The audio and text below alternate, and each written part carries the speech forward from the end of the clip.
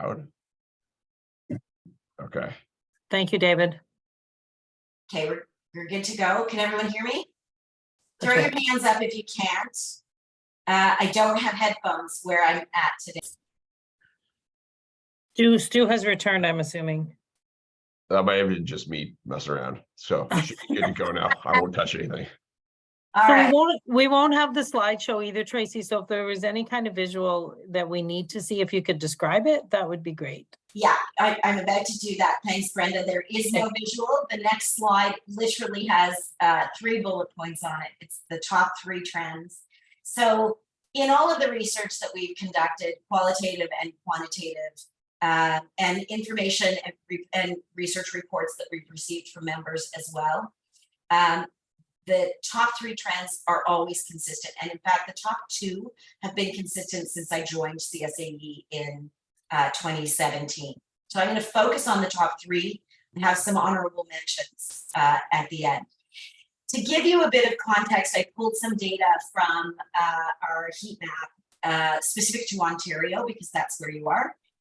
So just for that context, Ontario has the largest number of associations in the country, which tracks because of the population. Ontario also has the largest number of national associations centered out of Toronto, or anchored, or not Toronto, anchored out of Ontario, largely out of Ottawa. The majority of associations in Canada, regardless of province, have less than 9 employees, and they have budgets of less than 1.5 million, except for in Ontario, where more than 1/3 of associations, about 37%, have budgets that are greater than 1.5 million. So it gives you hopefully some of the context of the size and scope, a little bit of associations in Ontario out of some Canadian research. So the number one trend that always gets talked about, the number one thing that association leaders or member-based organizations leaders think about is member engagement. How do we keep engaging our members? How do we keep our members in the fold? And it's really through the lens now of developing new strategies, because what we did pre-pandemic is not necessarily working anymore in this new environment, particularly in a world where virtual has become much more of a viable option. So when we talk about member engagement, members largely talk in terms of recruitment and retention, or you all do the same job that I do essentially. So we talk about recruitment and retention. And a lot of times recruitment is growing any losses from pre-pandemic, or getting back to numbers that we had pre-pandemic, or growing in a different way. And retaining existing members, the value proposition, or the value equation, the value for membership equation, has really shifted over the last few years. And so associations or organizations really need to stay ahead of the curve. And we can only do that by talking to our members and finding out what it is that they need. So part of the thing that we're starting to see from a trend perspective is, and I don't think this is new, but information, knowledge, resources are so much easier to come by, certainly in the last 10 years for sure. Certainly in the last few years, when we've all been housed virtually and have access to information at our fingertips. We do know, one of the trends that we are seeing is that members are willing to pay for reliable and credible information. I think we've always known that. I think that it is the purview of the association or the organization to make sure that we are delivering that, so it's more credible than pulling something from a search engine, for example. One of the trends that we started to see in particular over the last year, because we started 2022 in lockdowns in Ontario, largely in the GTA area, and then we finished out the year, CSAE finished out the year in Halifax with a conference that had 900 people attending and hugging and kissing, and it was so great to see everybody. But in-person events versus virtual versus hybrid is really a question and really a trend. And how do we do it, and how do we do it well? That's probably the biggest question. Everyone said yay to in-person, but not everybody actually shows up in person for a lot of different reasons. Some of us just aren't ready to be in a room with a whole bunch of people in an enclosed space. For some of us, the convenience of staying in our office or staying in a home office and learning online is much easier. And for others, budget constraints make it really difficult to travel to conferences or to give up that time. So all of that makes virtual a much more viable option. And then, of course, you introduce the word hybrid. And I just spoke to a CEO last week who ran a hybrid conference for the first time. And this is what she had to say. This is what they saw. They thought they were doing the right thing by offering both virtual and in-person learning and activity at their conference. What it meant for her is it was 2 events, so the cost doubled. And what it also meant for her was she felt that she didn't have solid ground in either place. There was sort of, not enough attention was paid to either virtual or in person. So the trend that we're starting to see is that because hybrid seems to be less cost effective than we thought it would be, there's a real push to make sure that the balance of offering virtual and in person has to be right. It has to be the balance that's right for our members to want to come out or to want to participate virtually. And in some cases, there'll be an overlap but not simultaneous and not at the same time. The last trend that we've seen, and we've seen it for a few years, is value graphics over demographics. So age, gender, where we are, geography doesn't necessarily matter as much as what we care about and the reason why we do things. And that is a trend that we are seeing in our members. It's about what they need and the value that they're going to get, not so much about how old we are or necessarily where we live. David Allison has done a lot of work around value graphics. He has a great book. He's also a speaker. You can connect with him on LinkedIn, and I highly recommend taking a look at value graphics in terms of delivery. You need to deliver. Revenue generation is one of those things that certainly keeps me up at night. I'm going to guess that for some of you, it might be the same. The age-old question is, how do we get more? And I don't know that there's an answer for that, but what it does do for us as association leaders is we have to recognize that it's a new day. Those are some of the trends that we're seeing, that times have changed. And I'll put it in the chat, Leslie, before we finish. So it's a new day, times have changed, we all know that. And what that means for our members is that things have changed for them too, particularly if they're running businesses, small businesses. They need different things from their organization. Diversifying streams, we've all talked about, well, where do we get other money from? And it's not necessarily the usual suspects anymore, or for the same reasons. We have to find compelling reasons for our business partners or our sponsors or our brand partners to want to partner with us. And also, there's a trend to look for, in the association sector, there's always been a lot of direct destination marketing opportunities. They're always really involved. They want to stay involved, but there's also a real push for consultancies to be involved as well, and to come to the table. So it's really looking at different partners to diversify those revenue streams.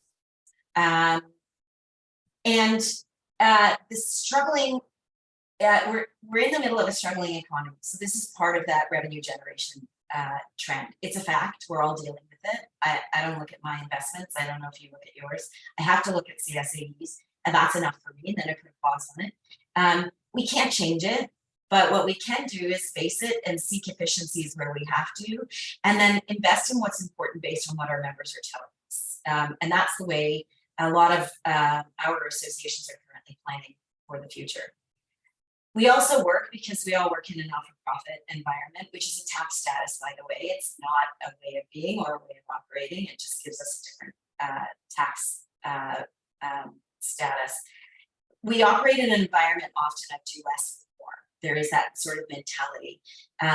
It's a fact, that mentality may be a fact, but if we focus on our strategy and we get the board to stay focused on the direction of the organization, and then on doing, I can't say it enough, what our members are asking for or what our members need.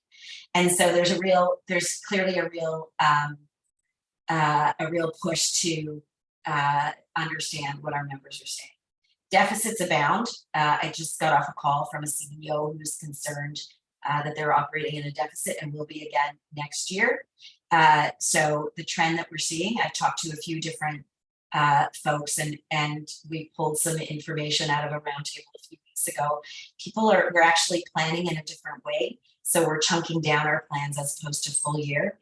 We chunk it down, and then at CSAE, we've just done a 3-year forecast or projected budget, or some modeling for what 3 years will look like. That's going to allow us to look at opportunities as they arise in the future by keeping sort of our eye on the horizon. And the third trend of the top 3, so we dealt with member engagement, revenue generation. The third one is people. I'm always surprised that it's not number 1.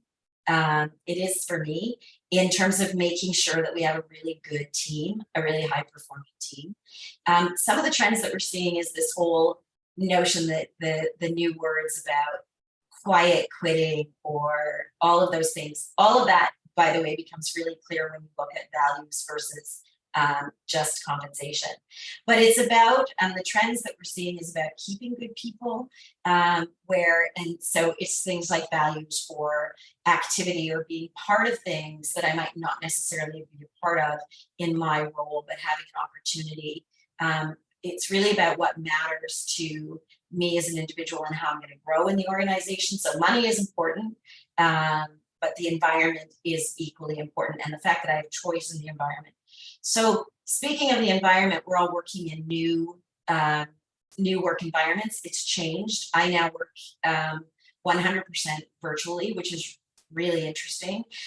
You may have hybrid options where, chambers and boards of trade, people need to get to you. So you might have people in the office some days and others not. I know lots of organizations that are doing that. Again, it's creating that environment where people can do their best work.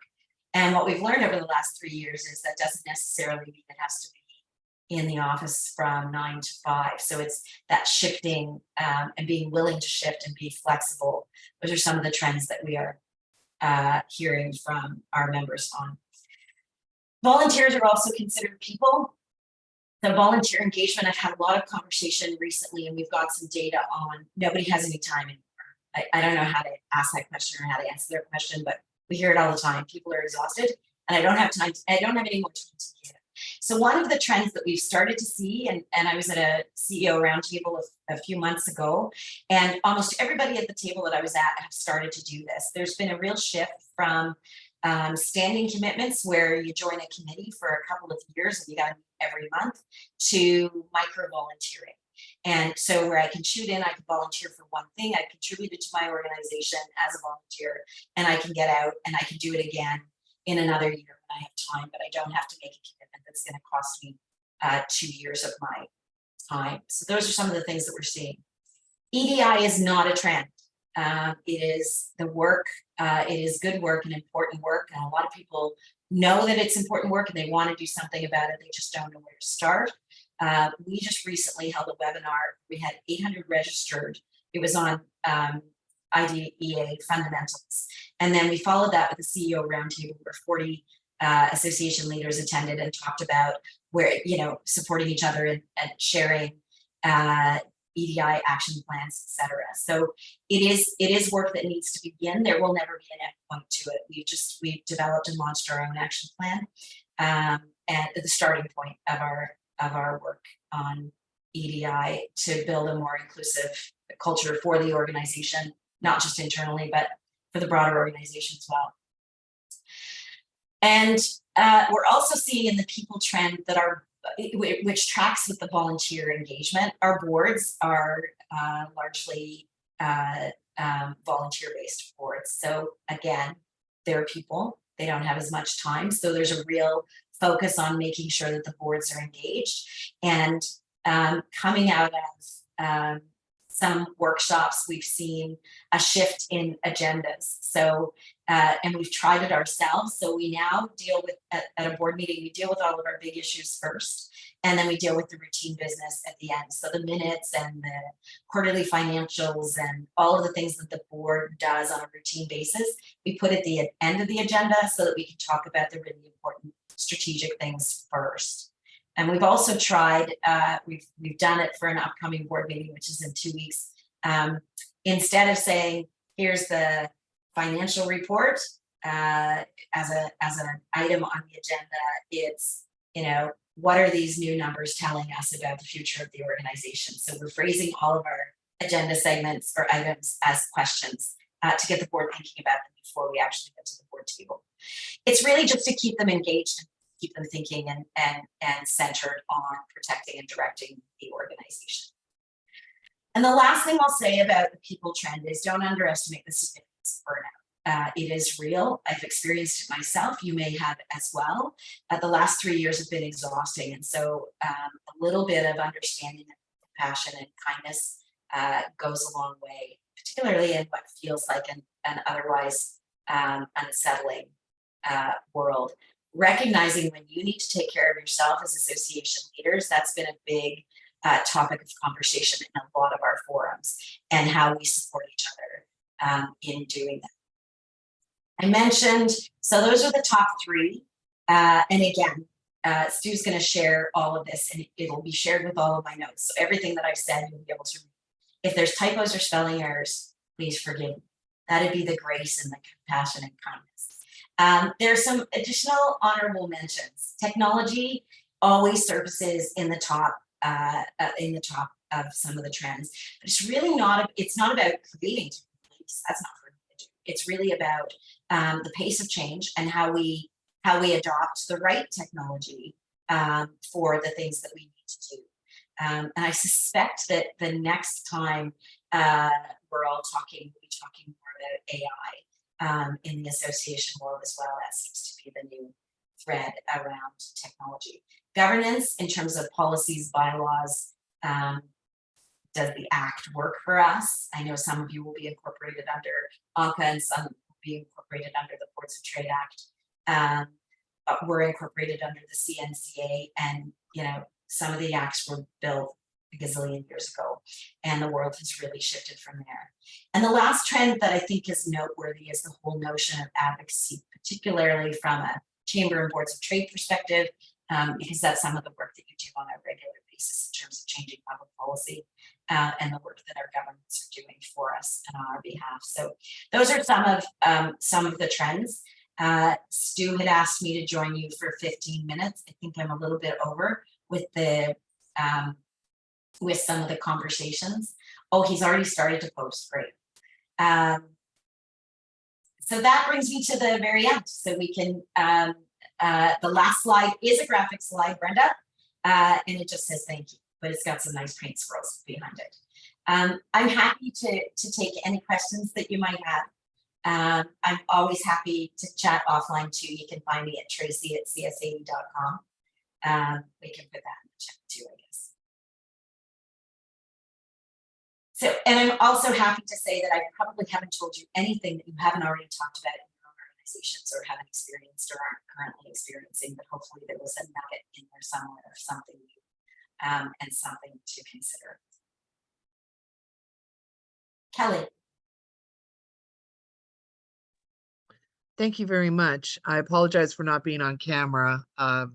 This is actually my holiday week and I'm not in a good location, but I wanted to be a part of this meeting and I appreciate the conversation and the presentation today. I have a question about volunteerism. You know, I've been volunteering my whole life. I've been on boards of directors before I took the role as a CEO, as an executive director here at the Chamber.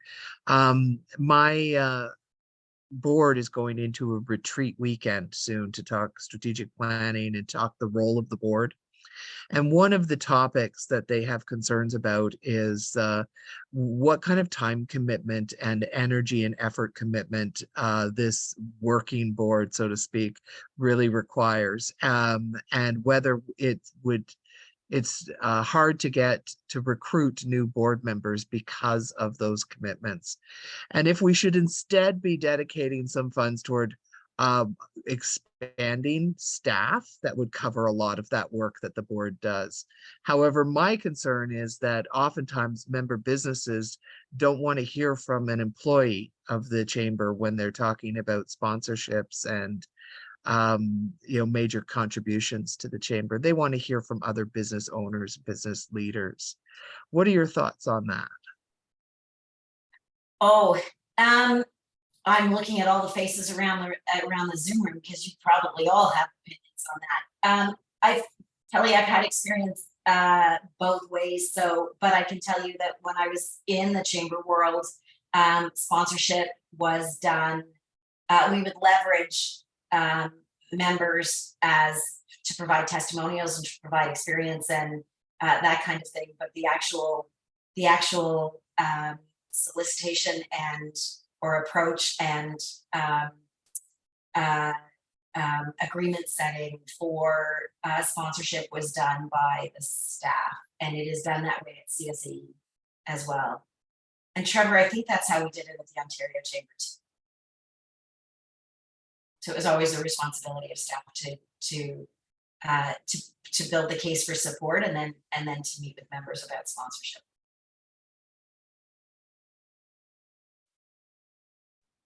Okay, That's one way. that's very helpful to know. Thank you very much. Yeah. Thanks, Kelly, for that question. We've lost Stu again. He keeps trying to come back. David, he tried to email you the slideshow for the AGM, is what he just messaged me. Tracy, one of the questions was around David Allison and what the title of the book was. Because if you Google David Allison, there's 9 of them that have some level of doctorate.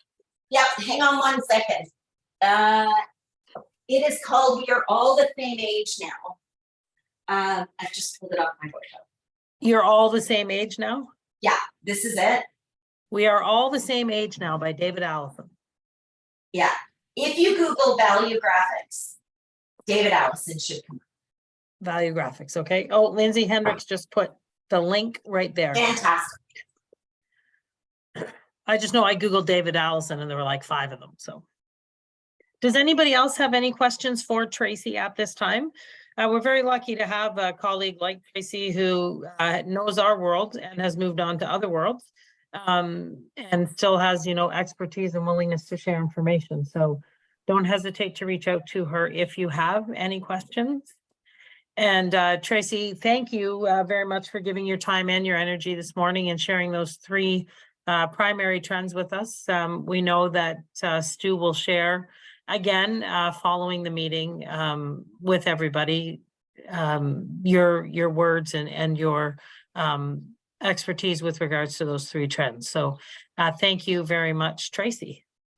Thank you very much. It was fantastic to be here. I've just posted my email if you need me.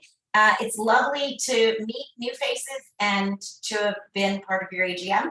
Good luck with the rest of your meeting. We'll see you all soon. Thanks so very much, Tracy. Thank you. That's great. Tracy did do a fantastic job talking about the land acknowledgement, but I would also like to acknowledge that we as the Chamber of Executives of Ontario recognize that our membership resides, works, and enjoys resources on a variety of territories and homelands, and that for me, the meeting today is being held on the traditional territory of the Mississauga Nations. I ask that each of you take a moment to reflect on your individual actions and roles and the steps that you must take to walk your own path of reconciliation with and for all Canadians.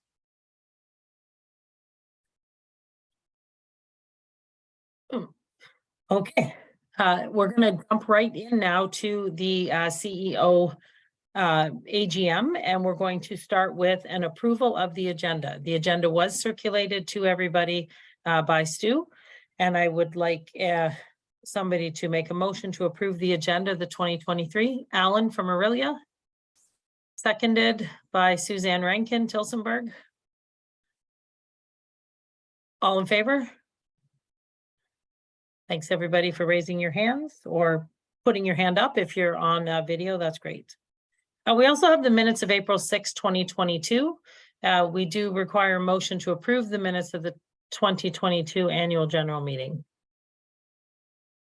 Moved by Paul from Barrie.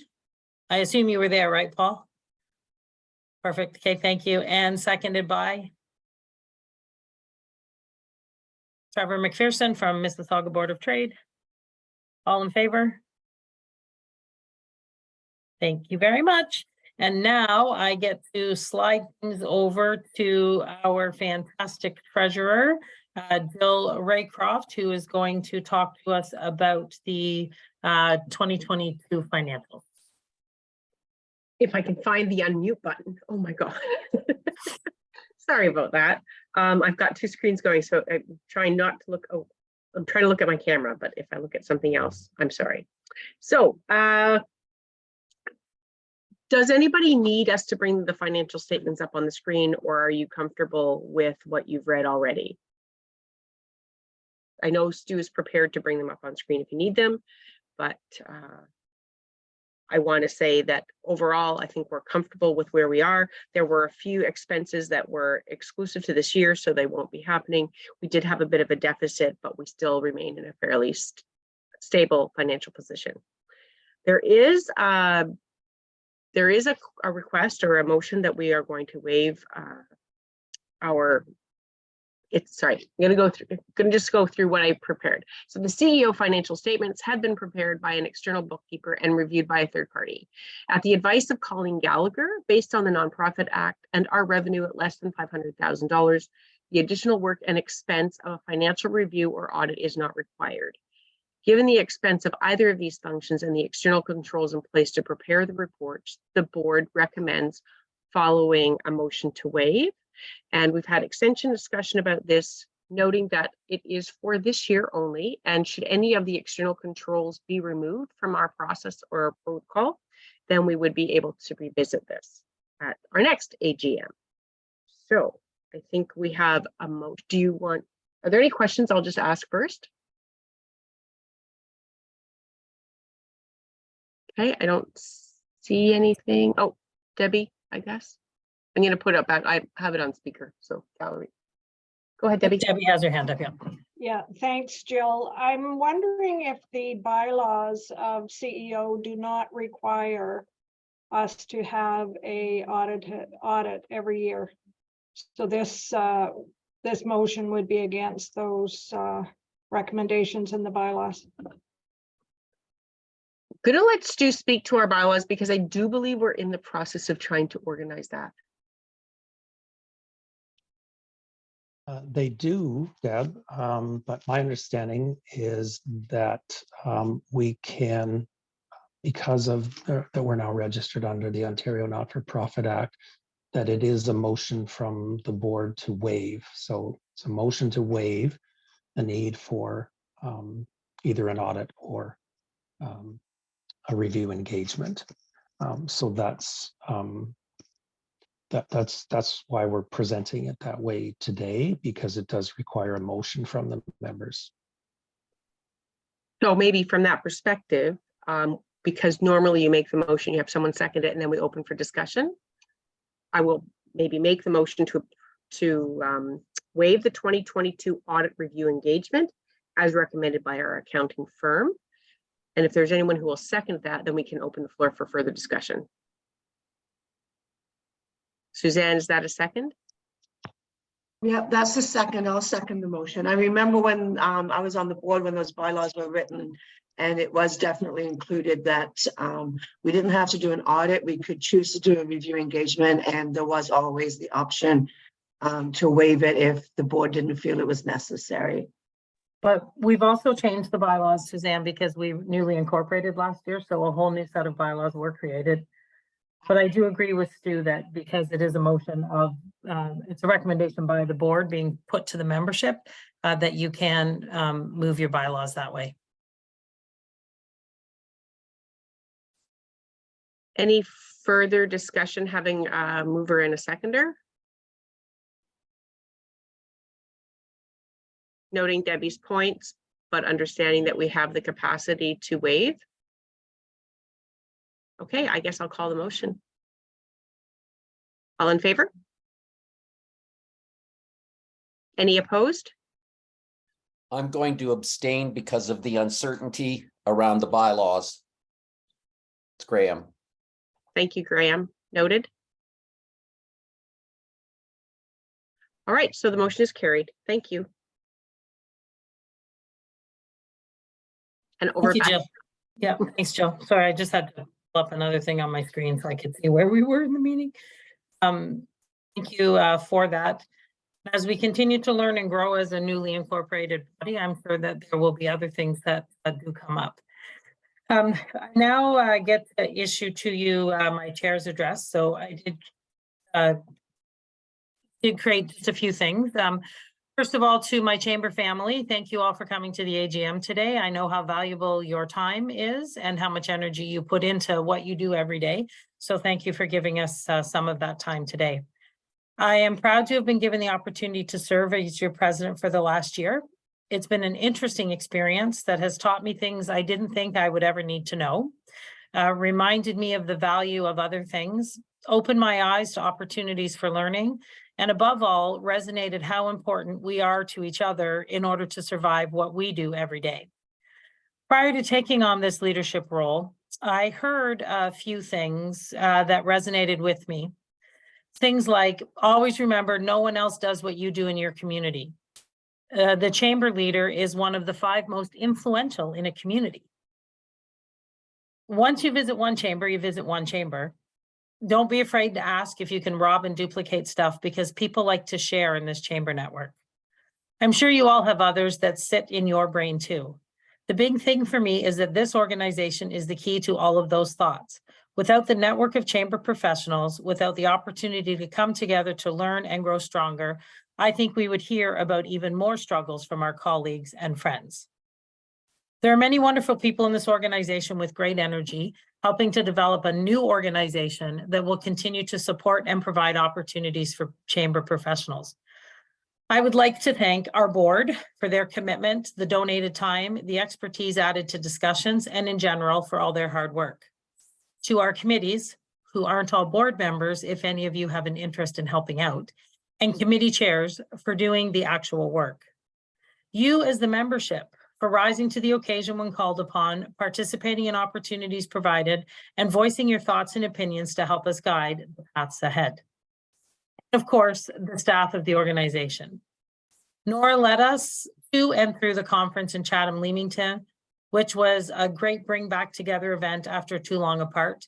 And now Stu, who is certain to make impact as we head into new membership value stuff, the conference in November in Aurelia, and really forging a new path for chamber executives. Which reminds me, please make sure you take the few seconds to fill out the email that Stu sent yesterday, choosing the size of your chamber board of trade and the number of staff you want to be part of this great organization. It is required to continue to move forward with registration and getting memberships processed. And make sure you mark your calendar for November 14th and 15th in Aurelia, which is the time that we have set aside for Conference 2023.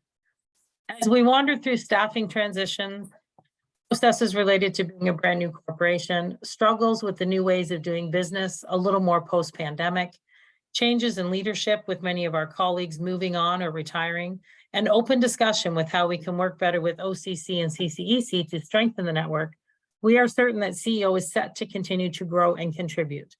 Good luck to the incoming chair and the board. I know that I am available, and I'm sure the membership is too, support you as you continue to do good work for us. Thank you again for giving me the opportunity to serve as your president. My main personal goal in this role was to learn as much as I could about this chamber world while supporting the things that matter to members. I'm sure we did that, and CEO will continue to learn and grow because of or in spite of the same. Thank you very much.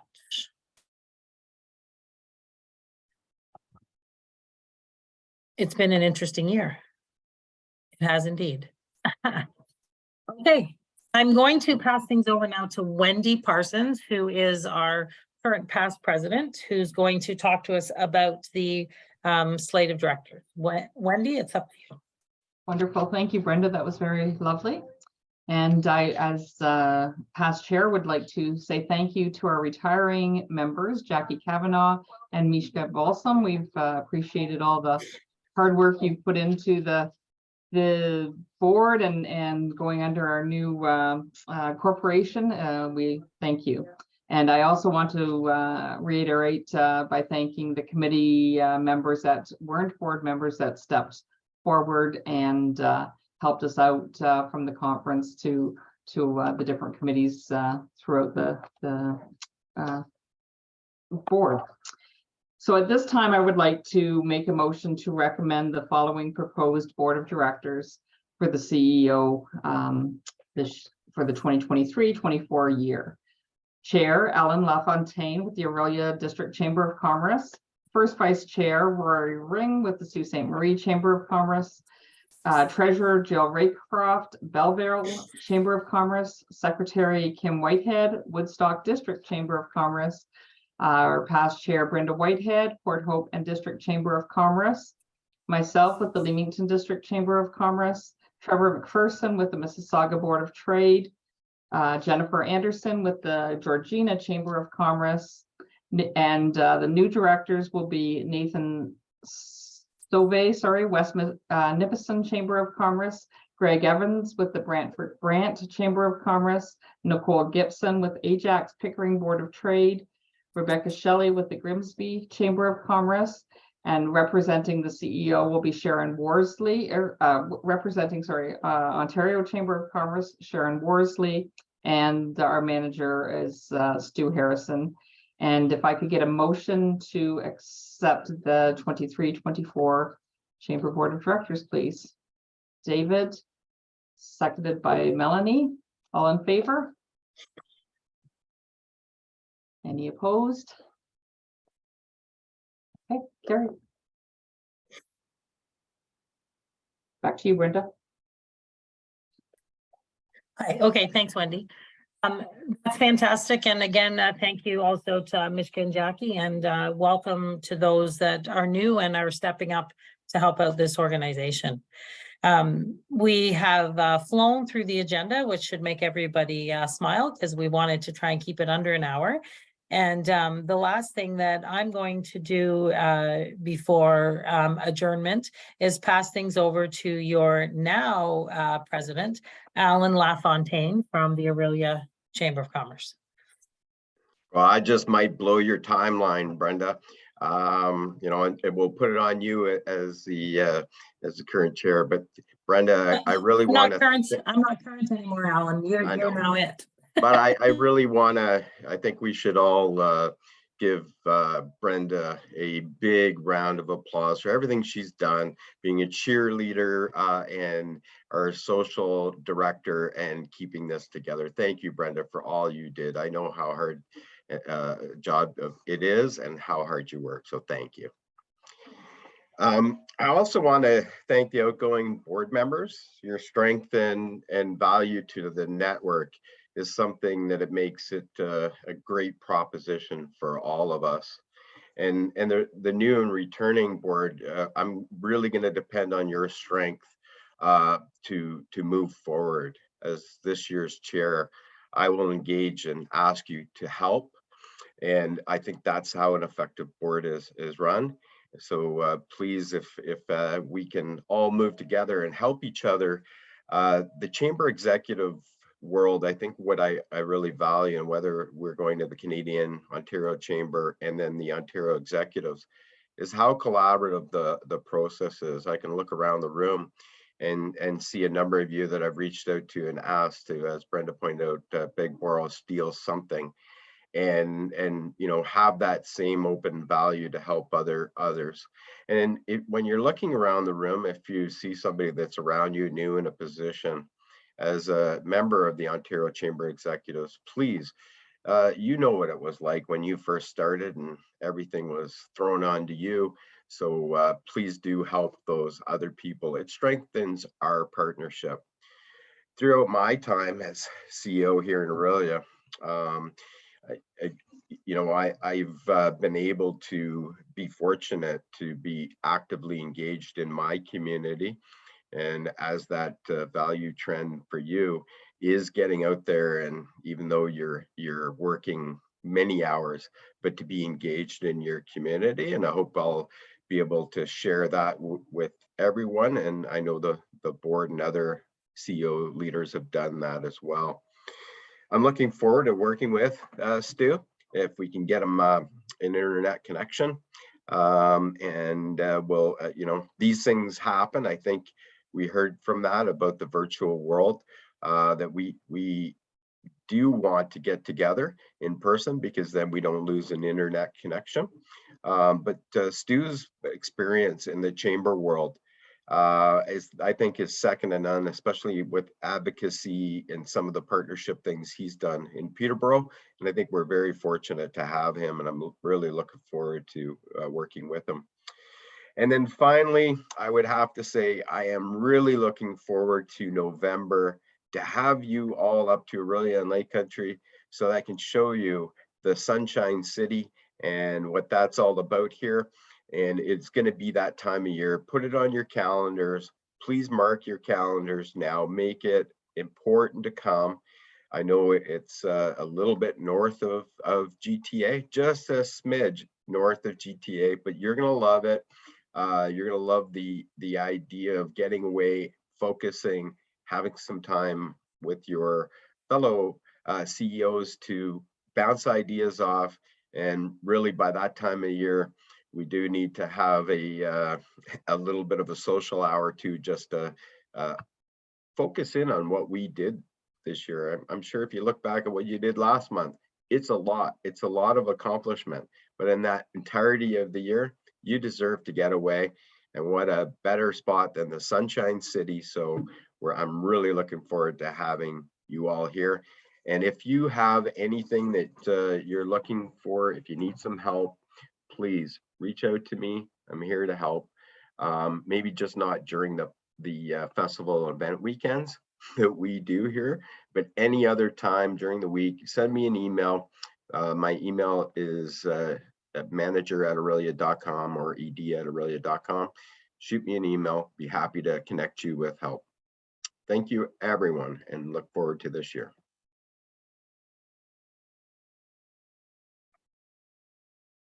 And I'm seeing Graham, I don't know if we have some time. Did the auditor not look at our bylaws before their recommendation? Graham, I think that, again, as the act has changed, that we're looking after your dollars. I think during the board meeting, I can share with you that we'd be happy to pay for an audit. However, if when you look at the financial records, you'll see there is very little wiggle room for spending. We don't have a great pocket of money, but we can look at that in the future years. And the bylaw to waive that motion is to ask for everybody's input into whether we would be able to waive that motion. So I'd be happy to hear from anyone else on that. Alan, if I could just jump in there is an addendum to the agenda. So that went out with the package, and that outlines what we're following from the Ontario Not-for-Profit Act, under which we're governed. So it does allow you to waive the need for an audit or review engagement, even if it's in your bylaws. And that suggestion came from our auditor, who was questioning why we're spending $4,000 or $5,000 on $36,000 worth of revenue. And so we do have third-party oversight by a bookkeeper/accountant who does quarterly statements and year-end statements, and that's what's in your packages. So we feel that we're on solid ground because the suggestion came from an auditor out of Kitchener-Waterloo who has worked with us in the past and does a lot of work with not-for-profits. So I get that it's in our bylaws, and we'll probably have to look at the bylaws to change them to allow for this in the future, but it feels to me like we're on solid ground. Okay, we got 5 minutes left. Any other comments? Happy to give the time back, or if you have anybody have anything to share. Are you going to be wearing the perch outfit when we get up to Orillia, Alan, or are we going to be seeing the pirate? Just curious. Well, the pirate will be away by then, Paul. I'd be happy to do other things, but Percy the Perch, I have a staff member wearing that right now, and the pirate usually goes away at the end of Labor Day weekend. So I don't know, I could be talked into it though. Paul, are you gonna wear your pirate outfit? No way. Suzanne Andrews has her hand up, Alan. Suzanne? Yeah, Great job, everybody. I had a question. I received the email from Stu this morning with the new tiered membership rates on it, which looks great. I was just wondering if the board has made an option for those of us that want additional staff registered over and above what would be included. You know, we've only got 460 members, but I do have 3 full-time and a part-time staff member, and I would like to have my events person and my membership person registered. So I'm willing to pay additional to have that third person. Is there going to be an option for that? I'll defer to Stu.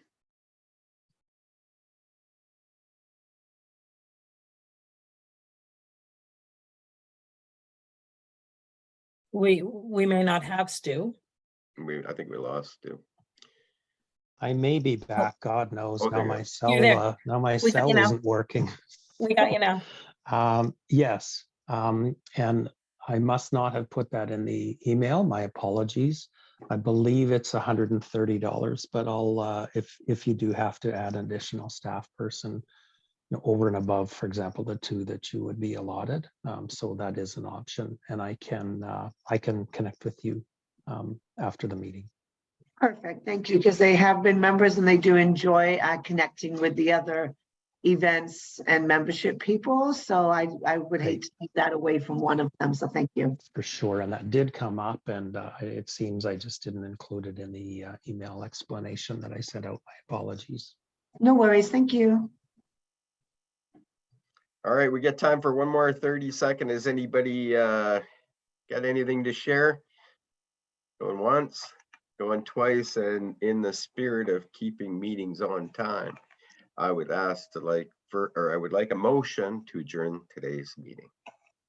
I see Wendy Parsons' hand up first, and thank you, everyone. We'll see you next time.